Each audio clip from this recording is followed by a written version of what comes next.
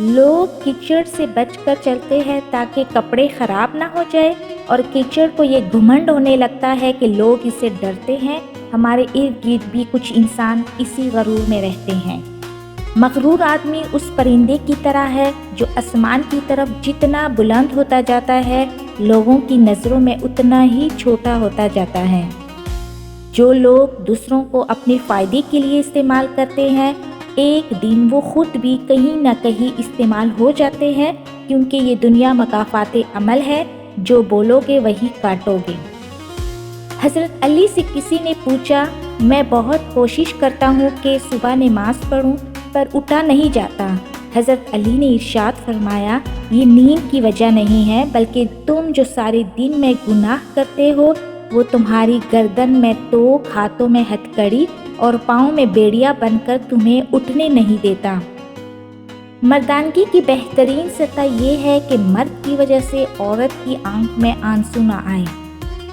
مرد کا زیادہ ہنسنا اس کی وقار کو برباد کر دیتا ہے۔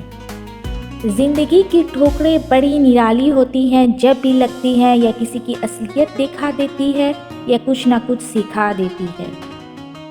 کچھ زخم انسان کے کبھی بھی نہیں بھرتے، بس انسان اس کو چھپانے کا سلیقہ سیکھ جاتا ہے۔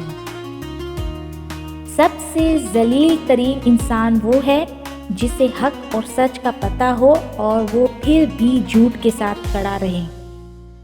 جب تم کسی کو اکیلا دیکھو تو سمجھ جاؤ کہ وہ ایک سچا انسان ہے، کیونکہ بھیڑ ہمیشہ منافق کے ساتھ ہوتی ہے۔ تہجد ایک ایسی لاڈلی عبادت ہے جس کا بلاوا عرش سے آتا ہے، اور یہ بلاوا اس کے لیے آتا ہے جسے اللہ نے چنا ہوا ہوتا ہے، اور یہی اس کی خوش نصیبی ہے۔ اور جب انسان یہ عبادت کر رہا ہوتا ہے تو اللہ پاک اپنے اس بندے کو پیار سے دیکھتا ہے اور اپنے نیک بندوں کی اسی عبادت سے انہیں سکون بخشتا ہے اور ان کی تمام خواہشات پوری کرتا ہے جو وہ چاہتے ہیں۔